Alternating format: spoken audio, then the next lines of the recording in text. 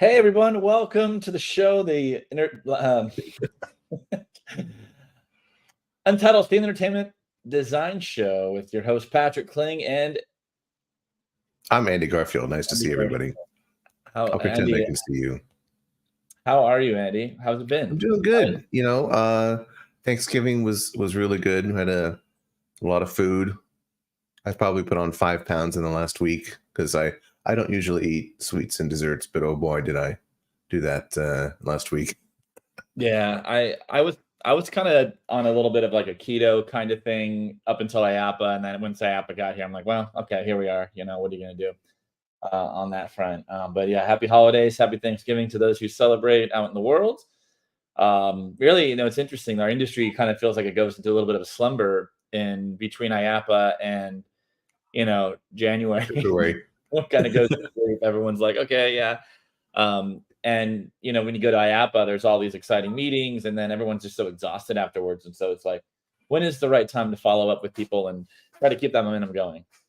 Well, Andy, I mean, I know you weren't able to attend in person, but what was it? Not like what that was the FOMO, but what were kind of the things trending or showing up on social media patterns that you saw? It's funny you should mention that because I was able to follow the show on social media probably unlike I would have if I was there because, I would have spent a lot less time on my phone, on the show floor and the parties and meetings, et cetera, et cetera. But yeah, I mean, the big reveal was funny was the good gravy train that they revealed. Everyone was talking about that. I thought that was fun. I would have loved to have seen that. I'm looking forward to going on that when I can. But yeah, there were a lot of like coaster reveals, ride vehicle reveals, like the Falcon's flight for Six Flags KSA and a bunch of other stuff. I mean, also, pinball is like a big thing for me. And apparently it was a really big year for pinball, lots of new machines, some new companies even. And they even sponsored one of the big entrances, with free play pinball. And so that would have been cool. But yeah, I mean, and it just seemed like it was business as usual. Everybody going to the parties, getting drunk and having fun and, enjoying each other's company and making deals. And, my favorite part, honestly, of going to the parties is introducing people to other people. So it's like, oh, you need to meet so-and-so, you need to meet so-and-so. And I really enjoy that. That's fun because then it gives you a chance to pump up your friends to new people, that need to make connections and whatnot. But, it's great. It looked like it was a lot of fun. I heard that it was one of the best years in, the recent memory, certainly after the pandemic. I mean, there was, sad IAPA in 2021 and then normal-ish IAPA last year. And then I heard it was really great this year. Yeah, I mean, and I was mostly representing Big Break Foundation, and we had 50 young professionals, emerging professionals sponsored to go and with travel support and all that kind of good stuff. And yeah, I mean, it was like I was like tied up 9 to 8 to 10 every day, and Yeah. I would go to very grateful to get invited to the Hedema group party and THD, and I just walk 5 feet and then run into somebody that's like, oh, I want to talk to you. And then had a meeting the next day to follow up. So this has been it was the most party, like paying off in dividends throughout the week of just like, went to TA party and then went to Hedema. So if anybody wants to invite me to their parties, I will go. I'm available. And I really appreciate that invite from them. So a lot of great collaboration in the future. And Big Break Foundation had our first supporters dinner on Monday, which was great. So we had a great dinner, and it was around 30 people, and we kind of got feedback of, oh, next year we want to go bigger, and then people were like, well, no, it's actually kind of nice to be with 30 people and not be inundated with too much, hecticness. So it was fun. Well, I'm really sorry I'm sorry I couldn't be there. I was very honored to receive your invitation, and I didn't realize it was so intimate. I thought it was going to be like 100 people. No, it was quite special and cool. I'm sure we'll have photos posted on social media at some point, but yeah, it was a lot of me working, and then of course, seeing I don't know why we're talking about this. I guess we're just catching up, but why not? Everyone can listen in. I was just buzzing from meeting to meeting, and most meetings were running 15 to 30 minutes late. So for those of you that I had to kind of blow off, I apologize. I I apologize on that. It was just a little bit. Some of my like happy hours were like, I'm stuck in a meeting and I can't get out. So, Well, it's good that you were having a lot of meetings, and I feel like we need to refresh everybody's memory about Big Break Foundation and do another show on that maybe sometime soon. yeah, that'd be great. Yeah, we should do that. A lot of great things in the works, and a lot of companies coming forward to be part of the mission, and a lot of awesome things. And then another thing that I hadn't heard about, and except for 2 weeks ago, was like the Next Gen Showcase, which is this very elaborate mentoring program going on. It started in Europe, and there have been previous iterations. Morgan Kiesling had started one, and then the Magathon Challenge, and then so it's like they're still going with these. And I know how hard these are, and I know Andy, you've partaken in these as well in the past, and so that was really cool to see that was going. So it's like, even if you feel like you're kind of well connected, next thing you know, you learn about something that's completely not that is in your wheelhouse that you haven't heard about. So really cool to meet all sorts of new people and make what I would consider new friends, which is really cool too. But yeah, Andy, we'll got to get you out. We got to get you out there next year. I'm not going to take no for an answer from you. Oh no, I'll be there next year for sure. I just just a lot going on this year. No, and then just to tease a little bit, while nothing's maybe official, we're definitely going to continue on our partnership with TEA. So if you missed the TEA member meeting, you can go ahead and check that out on our YouTube channel. It's still up. It was fun shooting. I mean, we know that there's a lot going on that morning. So, and if you just don't want to wake up at 8 a.m., that's okay too. So we were there shooting that. So check it out. A lot of great announcements. And then, we'll keep the energy going. We were live at the red carpet last year at the Thea's, and we're working on that again. And hopefully even more in Stowe. So we really love working with the TEA, and just I'm looking forward to that. All part of the Vibes mission. In industry news, I mean, we have to talk about it, right? I mean, if you're in the industry, I'm sure you've been texted, tweeted at, or saw on Twitter or X or Instagram or TikTok that a man who definitely looked like they were under the influence of some sort of heavy drug, got off the ride at Small World, and then at some point became naked and was just walking around. And then just a little light skinny dipping in the Small World flume, no big deal. Yeah, and then was taken to taken out by, there were dozens of Anaheim Police Department there. That was when I saw some of the footage, I was surprised at how much of them were within that close range to get him. And then they very quickly escorted him backstage for, assessment, I would presume. Any comment? Well, I mean, you worked at Disneyland in operations. I think one of the observations that I saw on Twitter about that event was how long it went on for before there was an intervention. He was walking around the show scenes, getting dangerously involved with some of the show action elements and animatronics and stuff like that are industrial machines and are dangerous and can hurt you. Do you know how long it went on for? It looked like it was a good 5 minutes at least. Yeah. Yeah. I mean, I think there's been a lot of surprise in the industry and fandom about just how long the response took. He walked all through the show scenes and got to the outside, the exterior of the attraction, and then into the flume. And incidentally, that was for a long time the joke was my autobiography was going to be called Into the Flume, because in a moment of panic, I was at Six Flags Magic Mountain and my glasses flew off of my face going down the log jammer, and in the load station, I jumped into the flume to retrieve my glasses. Oh my gosh! Without thinking. This is probably 20 years ago, but yeah. I've been in the flume in a theme park myself, but I wasn't under the influence of anything other than panic. Well, okay, so yeah, I mean, I've heard things about seatbelts or lap bars, and 5 minutes. I mean, there isn't much you're gonna for a ride that's boats. I don't know. I've never worked Small World. I've never worked a boat ride, so I'll just say that. But I imagine the protocol is to turn off if there's somebody walking around there, you need to hit an E-stop. And on a boat ride, that's just jets. That would just turn off the jets, and then the boats would just slowly come to a stop wherever they are. Most are very high chances that they're not in a spot where you can evac people. because, the hold positions are essentially at the end of the ride before it splits. So at that point, you probably just want to cycle the attraction out, and get people out of the ride. And then, a cast member would need to tag out to go run in there and get the person. I have worked on an attraction where some people have jumped out before. It had a lap bar, it had a harness, people still jumped out. It's when people want to get out of a ride vehicle, unless you're doing an over the shoulder restraint with some ridiculous, convoluted thing, people are able to jump out and do that. And, depending on the different ride system and how safe it is, you can go in there and get them and say, hey, you got to get out of here, or whatever it is. Or if it's a, like Pirates or a complicated boat system like that, you need to shut the ride down, you need to tag out. That alone takes 5 minutes, right? So unless there's some big emergency happening, and also the fact that, like, you may not even capture that on video, like you may not have the monitor right where they can see the people doing that.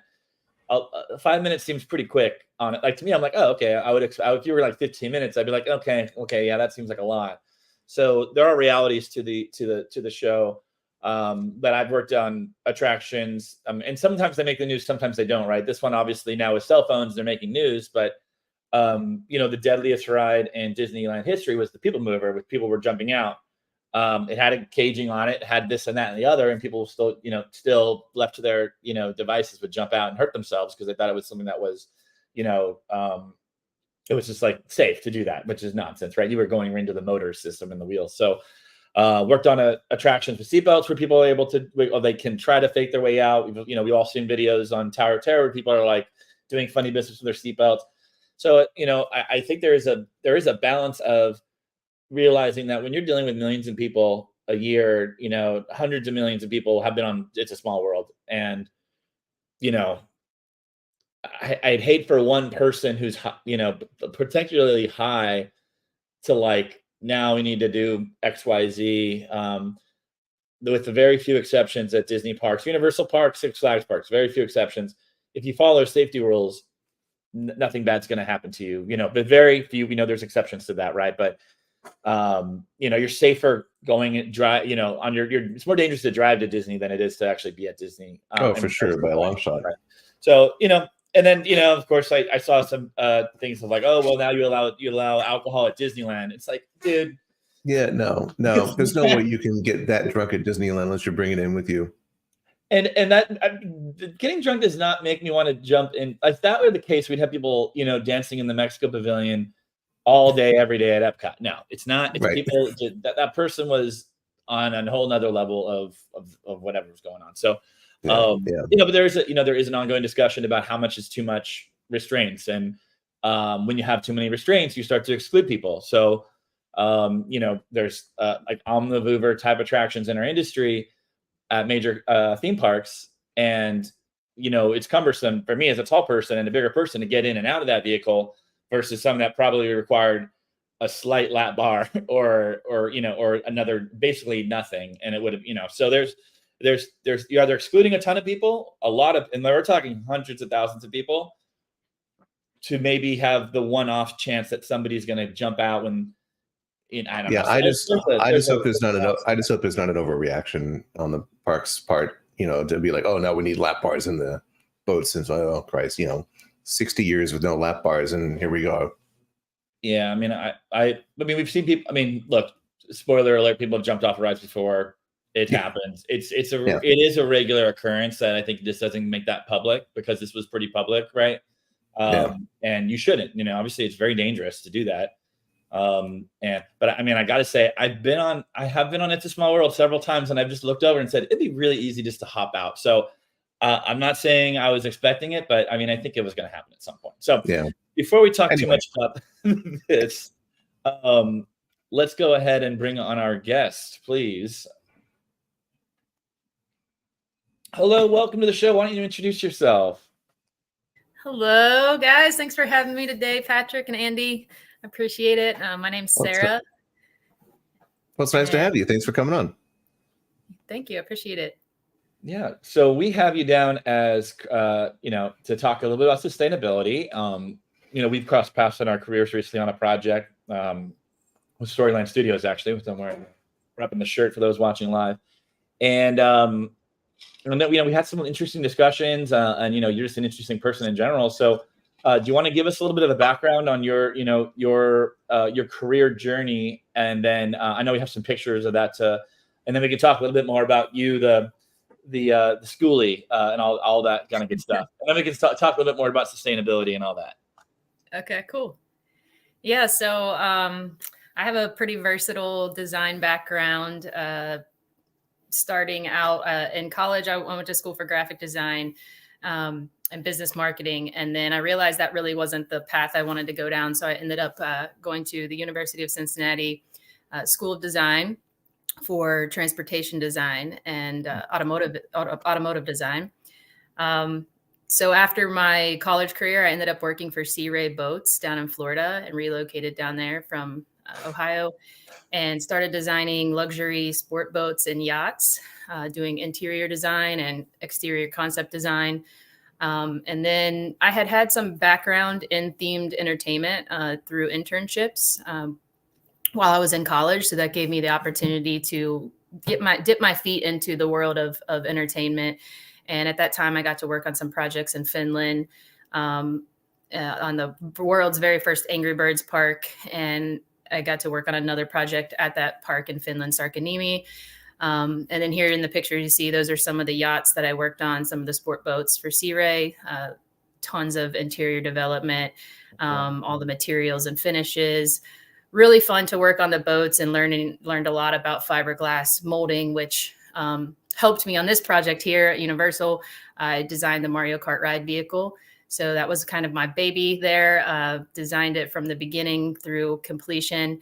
The retail, Mario Kart retail, was also a big part of what I worked on, along with just about every queue and ride scene in Mario Kart, things in Nintendo Land Interactives. I worked on the Jurassic Velocicoaster, the new coaster at Universal Orlando. That's one of the ride scenes I developed there. Scene 3, the launch tunnel. And I developed the rockwork. I built this scale rockwork model that you see here, and did the rockwork package for the development of that spaghetti bowl scene, along with a lot of the area development and that paddock wall that you see along the exterior there. So worked a lot with civil engineering and landscape architecture during that project. And then I went to AOA Builds. Sarah, I mean, that spaghetti, as you say, like, that is a really thrilling, exciting part of the ride. I mean, that's incredible. I mean, that's a lot of work, and just passing by those things so quickly makes that ride so thrilling, even before you get to like the back half finale. Yeah, I haven't got to ride it myself yet, but I've heard so many amazing things about it. Yeah, I have to get back down there. Yeah, it was the rockwork was super tight, and there's a lot to fit into a very, very small space there on the land. Did you design the rockwork in ZBrush, or did you sculpt it by hand out of foam? Well, I was being led with the creative director on the project, and art director, but I built this model and then added in the element of like where the foliage would go, and I worked on the package, the completed package that went for rockwork. So I work with the 3D modelers on this. They were modeling it in 3ds Max. And then I would take the model to put into the package and work out the different areas for cost analysis on like what was high resolution rockwork, what was low resolution, and then worked, of course, in the CAD development, doing all the CAD integration with water, lighting, developing the like evacuation paths and all of the paths within the rockwork to access the track for maintenance. So I worked out a lot of really tight spaces that are hidden underneath there to give you access to do all the maintenance. That's cool. So after your, incredible career doing creative development like that, you sort of had a big paradigm shift in your career and your life, and made some big changes. Why don't we? I'd love to hear about that. Yeah. So I guess it's been about maybe 5 years ago or so, 6 years ago, I had this vision of the world being more, the built environment being more integrated with the natural environment, and a way to use my design talents to benefit humanity and benefit the earth in a more positive way. And around that time, I was also feeling a little bit of burnout from being on these really long-term projects and just kind of doing, I got to do a lot of things, but there were a lot of things that I couldn't do in the position I was in that I wanted to do. And just constantly working in the industry didn't give me a lot of free time to do other things for myself and for the big projects that I had in my heart. So in 2019, I started doing a lot of soul searching and entered into yoga training. I became a certified yoga teacher in Kundalini yoga. And I'd say this was a really big monumental shift for me as a way to connect back with myself, connecting back with what I valued most in life. After college, I just jumped right into the corporate world and into designing and creating for these big corporations, and just felt myself kind of losing sight of why I got into the industry and why I was even designing and like what I really wanted to do with my gifts and talents. So around that time, I took a backpacking trip to Alaska and just like went off grid for 2 weeks and really got deeply connected with myself. And I just more and more realized through connecting back with myself that I wanted to be more in nature. I wanted to spend more time traveling. And these were things that I couldn't do when I was working every day, 9 to 5, and just not having the time freedom to do that. So that was kind of my turning point of just like going all into getting back to myself and then seeing where that has led. And so my journey then in 2020, we were working remotely. We were all going through that together. And it was a kind of a blessing in disguise because it, again, gave me the chance to see that I could build a business of my own and that I could work efficiently from home or without this entity of a corporation. So during that time, I really started thinking about this dream again of being in nature and being connected with nature. And I was like, well, what if I do the bus life, van life thing? And it seemed really crazy. And for years, I didn't see how that was really possible. And I watched all the YouTube videos of people doing it. And I thought, if I never do it, I'll never know. And that I can always find another job. And I can always go back into this career. So at the end of 2020, after about a year of getting rid of all of my belongings, I sold everything I owned and I moved out to my friend's farm and spent 5 months building out this little mini bus that I searched for a very long time. And the bus kind of came to me. But when the time was right, I had this bus and I was like done so much research on building out a bus and putting solar panels and my background again with, automotive design and car design in college. I have a deep interest for vehicles and retrofitting things. So I spent 5 months building this bus out on my own, had a help with a couple friends here and there, and tried to do it with the basis of sustainability in mind. So how can I make this beautiful and cost effective? How can I reuse materials? How can I repurpose materials? And how can I make it feel like really comfortable and beautiful to be in? That wood countertop there in the picture is one of my favorite pieces. It's a live edge slab of wood that I salvaged from going into the landfill, essentially. And I traveled the country in this bus for almost a year. I lived in it for about a year and a half. And in that time period, got deeply connected back to the natural world, went on some amazing hikes all across the country, camped in some really remote places. And my bus was retrofitted with solar panels. So I always had power. I had water supply, and I was able to be like fully self-sufficient and off grid for a pretty long period of time. So yeah, this journey here is like, it was a connection back to myself and what I love most and what I value. And solar panels were always something I was even putting on vehicles when I was designing in college, and using wind powered solutions to pull ships and boats, to reduce emissions. And I guess there's kind of this trend, in my life of wanting to do better for the environment. And then that journey, was really the big shift to give me a different outlook on how I design, as a designer, how I live my life, personally. And I guess the biggest part of this paradigm shift is that it's giving me a very broad, holistic outlook on how we can design today in this day and age of with so much happening, so many shifts and changes, to really look at design from this holistic perspective and encompassing everything from how something's designed to where the materials are coming from, what is the longevity of the design of the building, of the product, and what happens to it when the lifespan is over. So yeah, that's essentially the paradigm shift. It's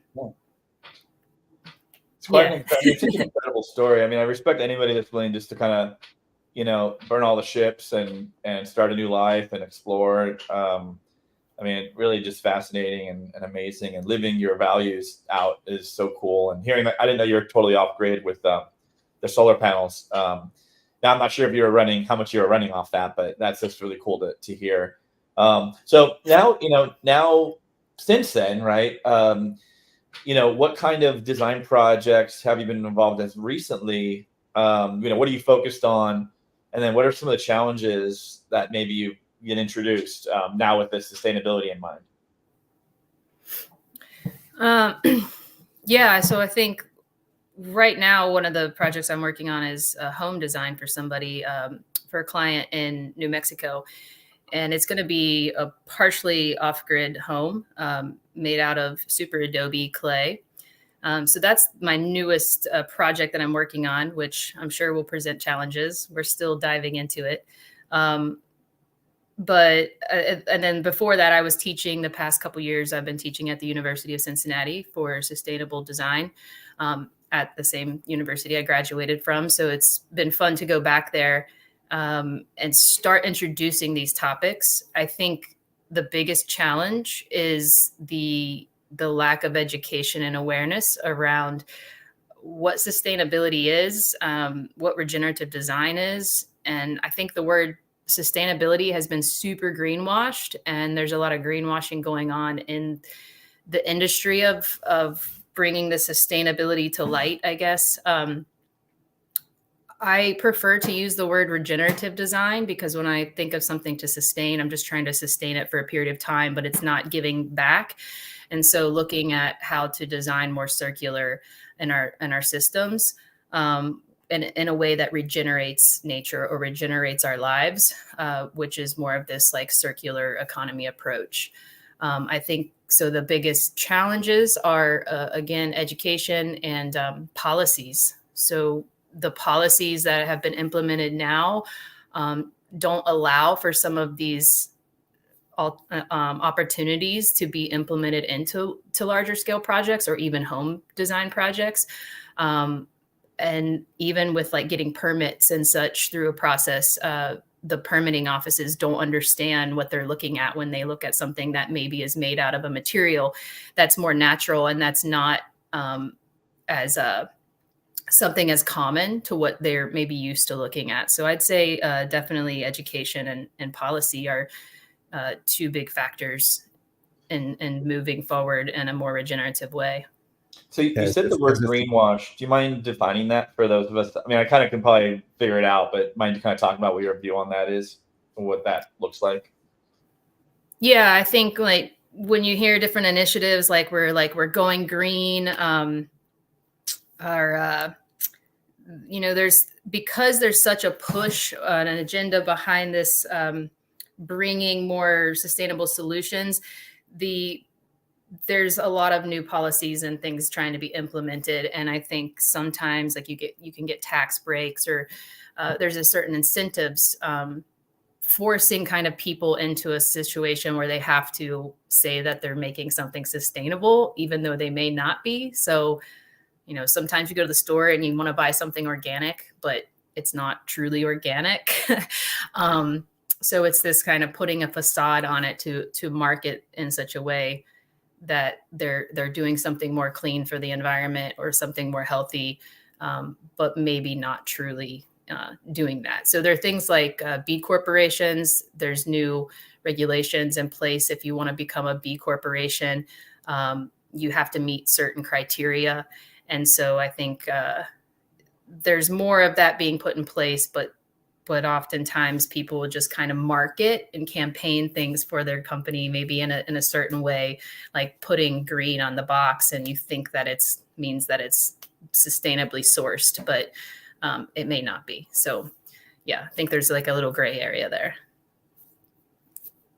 Well, how do you think that we can start to integrate some of these ideas into, these sort of, large scale themed entertainment projects, not necessarily like a dark ride or a coaster necessarily, but like,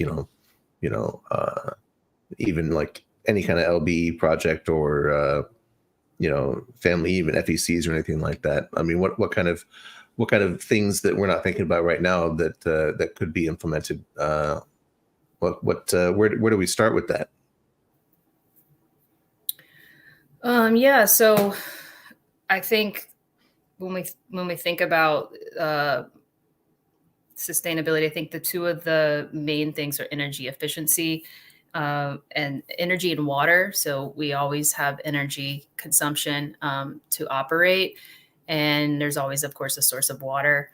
I think ultimately these things begin with us on our day-to-day life of how we can adapt some changes in our own life or make some more conscious choices towards how we consume, what we're consuming, where it's coming from, where it's sourced, and where's our water coming from, where's our electricity coming from, starting to understand and getting to the root of where these sources even derive from. Because there are people driving Teslas that think their car is being charged by solar, and it's not. It's still being charged by emissions and gas. And that comes down to the education and creating awareness around the truth of where our sources come from, understanding that first and foremost. And then as far as how we apply them to projects, it can be, anywhere from how we want to be more efficient with our energy sources and looking into how we can appropriately add solar or wind or a hybrid of different alternative sources. Water is huge because right now our current water systems are essentially you flush a toilet or water goes down a drain, it goes into a pipe and it goes into an underground system that just gets chemically treated and processed, when we could be harnessing that water through area landscape development. It could be integrated into our systems, like the waste streams or the water systems, the gray water in the restrooms in theme parks. There's all the gray water from water rides. Even there's opportunity, how can you get the most usage out of your water and direct its path rather than it just going straight back into the sewer.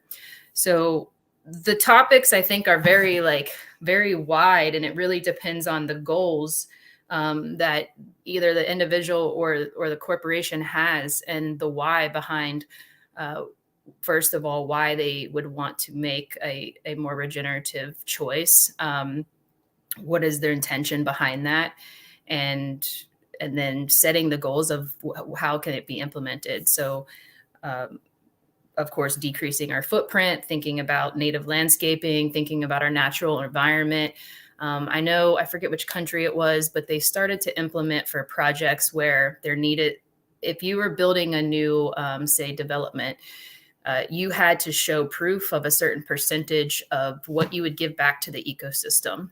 So if you were going to destroy some trees in one area, what were you going to do to offset the damage basically that's being done to the environment? What were they going to do to offset it? And that had to be written into the contract prior to these new build projects happening.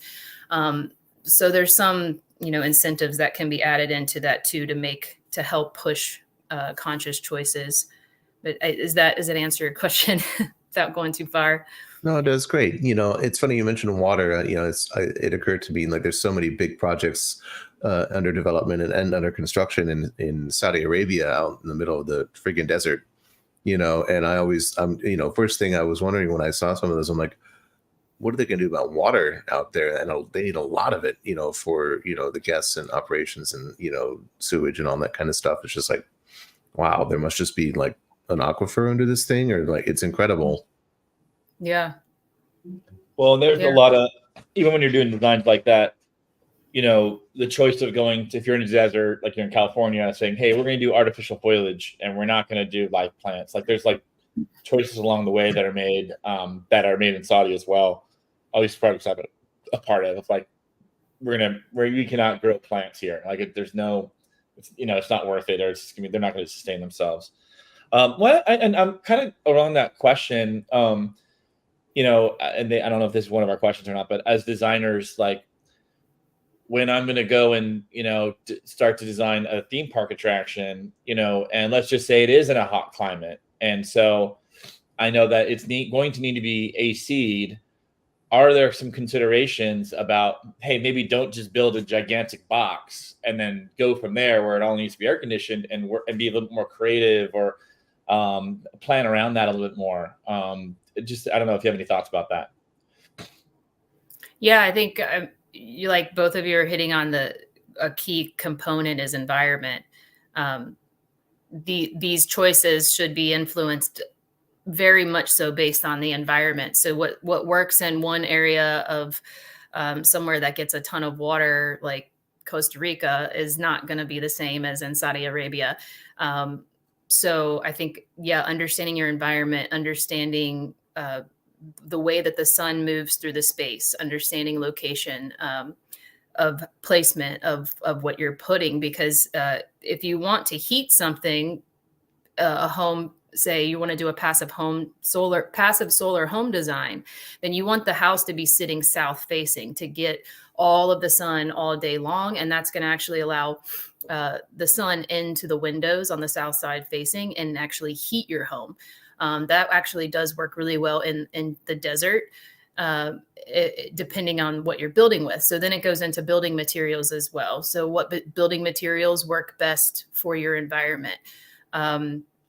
And I think this would be a case by case basis of, depending on the project, where what can work in which area and what might not work. And that's a great point about the desert, the project out there in the desert. I would be curious to know what I want to maybe look into that, because I know what project you're talking about, and it's very, very far out in the middle of nowhere. But there are solutions, and there's some solutions I'm looking to, even at the project I'm working on now, of how we can integrate rain capture systems that hold the water in the ground. So you basically are burying these cisterns in the ground and introducing a way to recirculate the water, so you can capture some of that runoff, and that's about sustaining it as long as possible, and in turn you can also use it to regenerate the land as well. But I think it's really just a case by case basis, and absolutely observation of your environment is a crucial point to making more sustainable choices. That's really cool. I think that, you mentioned education, and you're doing education right now. And I think that, there's a whole new generation of young people that are coming up into the design pipeline, that, I think are going to probably start thinking about that at the very beginning of projects, rather than just like as a, we need to, tack on a LEED certification to this building because of one reason or another, and, can you talk a little bit about your approach to education in this realm, and how it, can relate to, like, changing your perspective, from the very beginning of the design process? Yeah. So when I was teaching with my students at UC, the very first project that I give to them is a self-reflection project.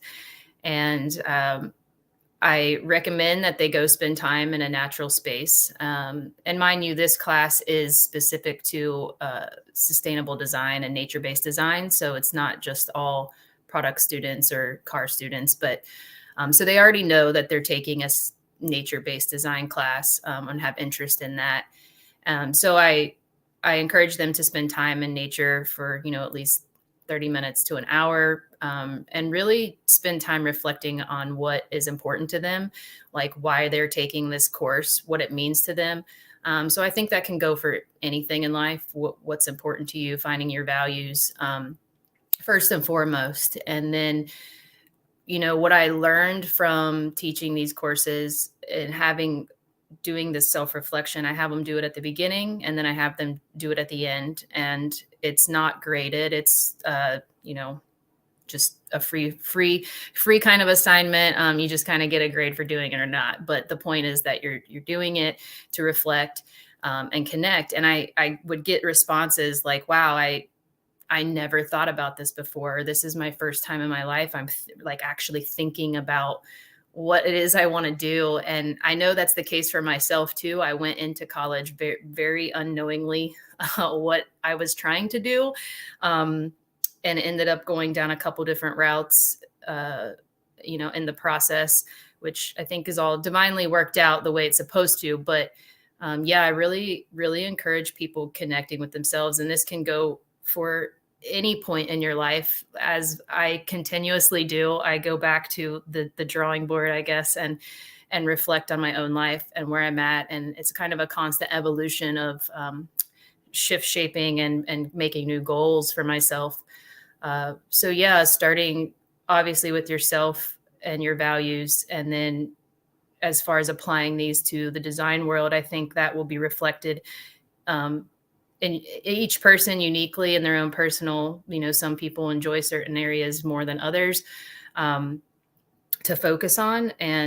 But I think it comes down to then it helps give you that holistic perspective to look at design from not just the next pretty product or the next trendy thing, but more from a social and an ethical and environmental standpoint, to really be thinking about the interconnectedness between nature and humans, the interconnectedness with ourselves, with each other, with community, and bringing that all together in a holistic way to make the best and most responsible choices through design, because we have a huge impact in the world as designers. And I want to make sure that I'm leaving a positive impact with how I design.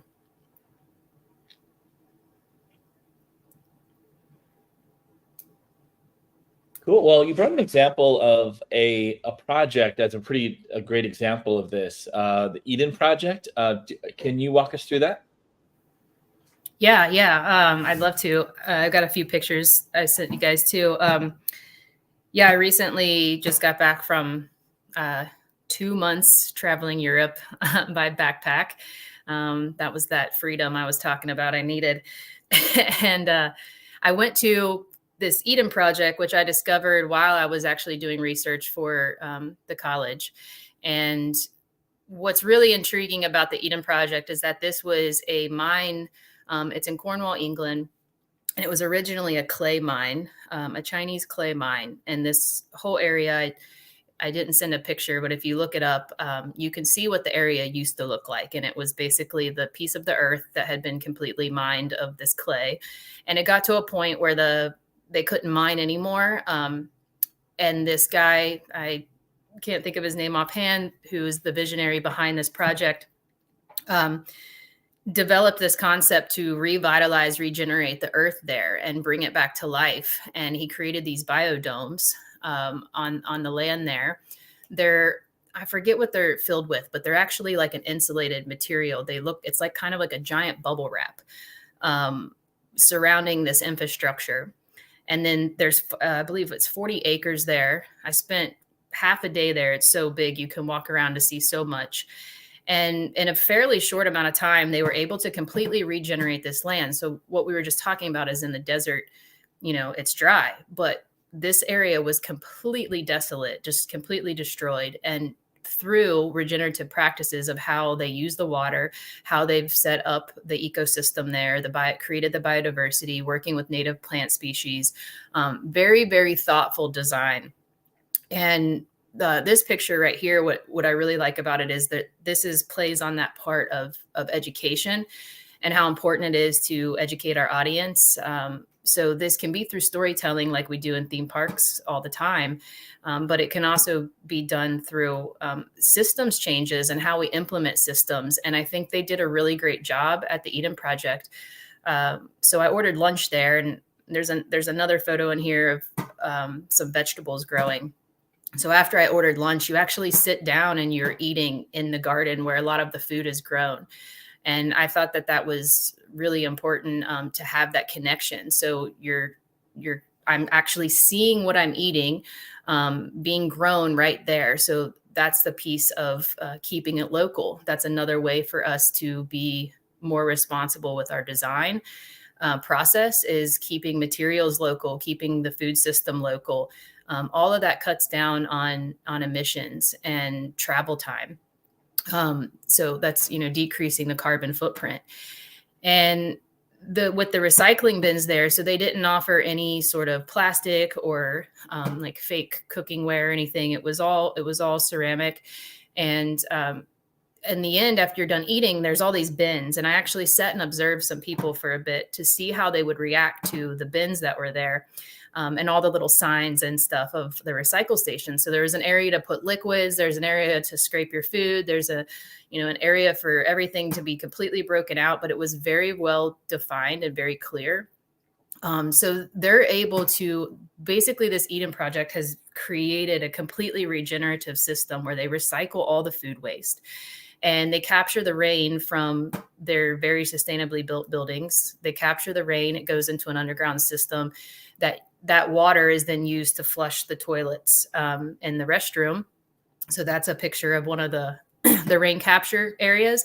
And if you look inside there, there's gravel. So the gravel is acting as like a natural filtration system. So then you're actually getting the filtration from nature itself as well. And then, like I said, that was for the restrooms, and it's also to water some of the greenery there. So yeah, it was a really super fun project. Ever since I saw it, I knew I had to get there and wanted to see it. And inside the biodomes, one of the biodomes is completely dedicated to the rainforest and the jungle. And then the other one is more of like Mediterranean plants and more desert types of plants. But within each of the biodomes, they also were telling stories of ecological, issues in life, with the ecology, with climate change, issues with, oils, like all of our seed oils, palm oils. They were talking about that through the process, showing like the palm oil trees in Costa Rica and how that system has become a mono agriculture system and why we want to stray away from it. So I think the biggest takeaway from my visit there was just how well done everything was to educate, showing the full cycles, full circular system through the whole design. And also very inclusive. It was very ADA friendly everywhere. So very inclusive. You can get through everything. There's ramps everywhere. Yeah, I was just blown away. And they're now working on multiple projects that are mimicking this. There's one in China being done, another one in England. And they're working on a couple other locations to expand this project. So I think it's a good benchmark for the theme park industry on how you can start making even small changes through like the recycling system, the food waste, collecting that. And yeah, just really good example. Yeah, I mean, I think you've really given certainly me a lot to think about. I mean, it's sustainability. I mean, I do music and sound for theme parks, so I mean, I'm not part of the discussion about design really at all, except for where to put the speakers, But as a fan of the design process, and and architecture in general, I think that you've certainly given myself and our audience a lot to think about in terms of incorporating some of these designs and thoughts and procedures and best practices and things like that. And it's almost like there's no reason not to do it. It's like, it's not going to necessarily cost more. It's just a different way of thinking, different way of doing things, and adding a couple of different kinds of processes. I think that's really interesting. I appreciate it. Well, I imagine in long term, you probably save money on, Sure. Energy costs and all that. Yeah, on the for project. sure. I think that's one of the things that with these introducing new, I want to say old new, because a lot of these ways are kind of old. They've just been they've been forgotten, and we're trying to bring them back. But I think that with theme parks, there's intricacy already in place of, I mean, you both are familiar with the process of going through the design process and all the operations involved and all the technicalities, and even putting your speaker somewhere is super important. And I think adding a layer, it's like the components of everything are there. The way it all comes together, the amount of people involved through the process, the community engagement that has to take place to make a project come to life like that.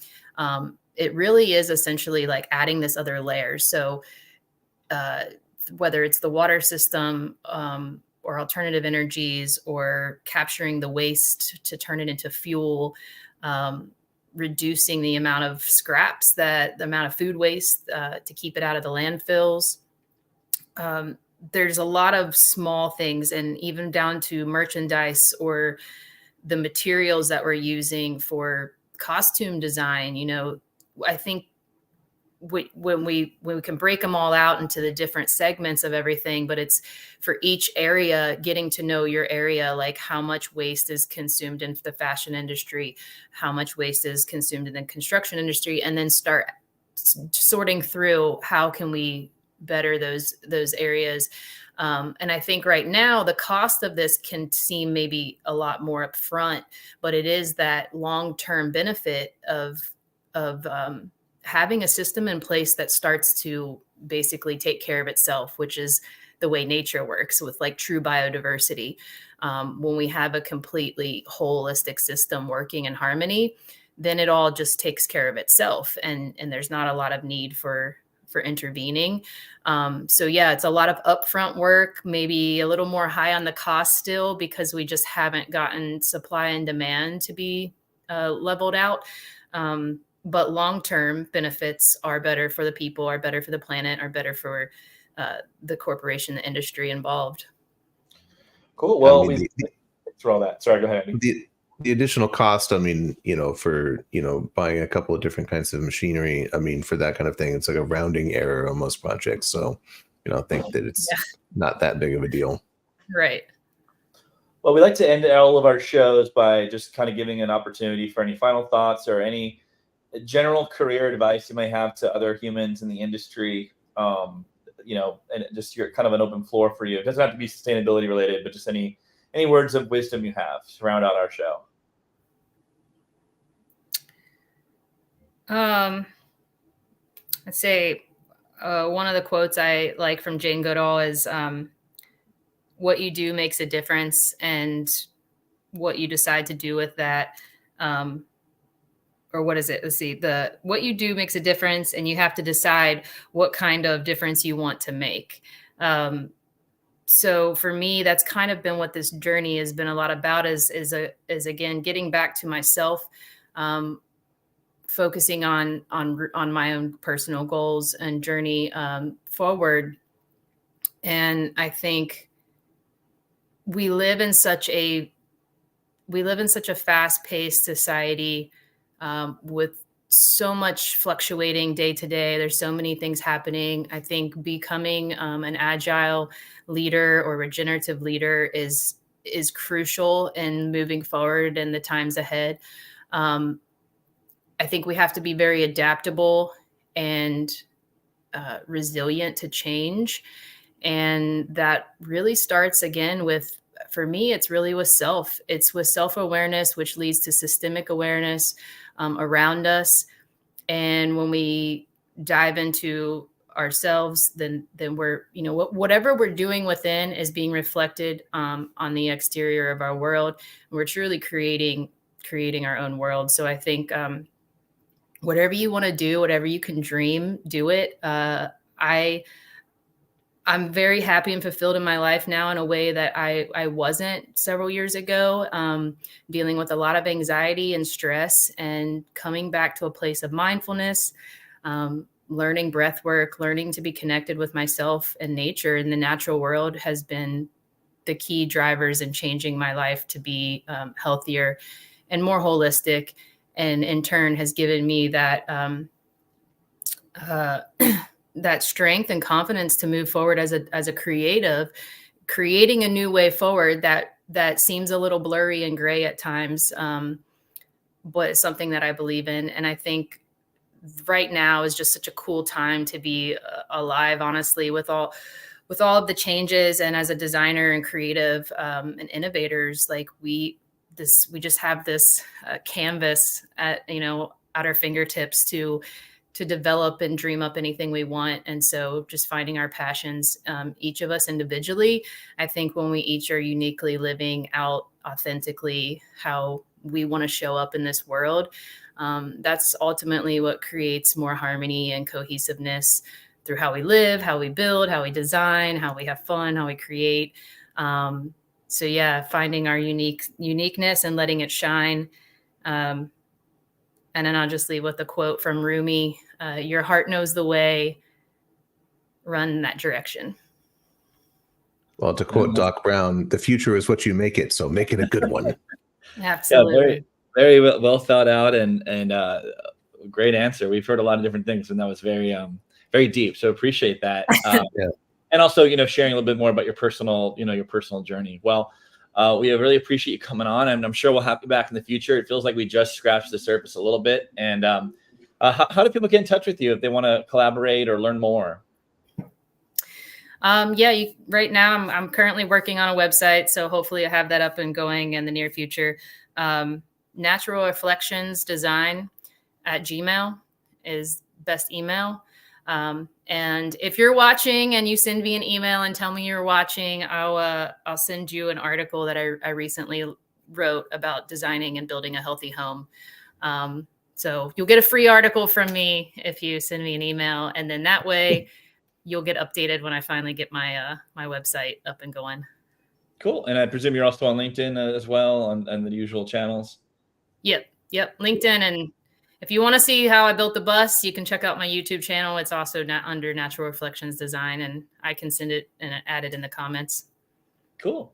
Well, awesome. Everyone, thanks for joining. Make sure you like and subscribe. Best way to keep in touch with us is to go to YouTube, youtube.com/Themed Experience TV, or just, YouTube Themed Experience TV. Set your notifications so that you're notified when we go live. As you all know, we go live about every 2 weeks on Mondays at 5 Eastern, 2 Pacific, and we're going to keep doing that. So like and subscribe, share, and share the wealth. Andy, any other closing thoughts? I was really enjoyed that. Thank you so much, Sarah. Yes, thanks, Pat. Thanks, Andy. Appreciate it. All right, we'll see you in a couple of weeks, everyone. Great shows in the works.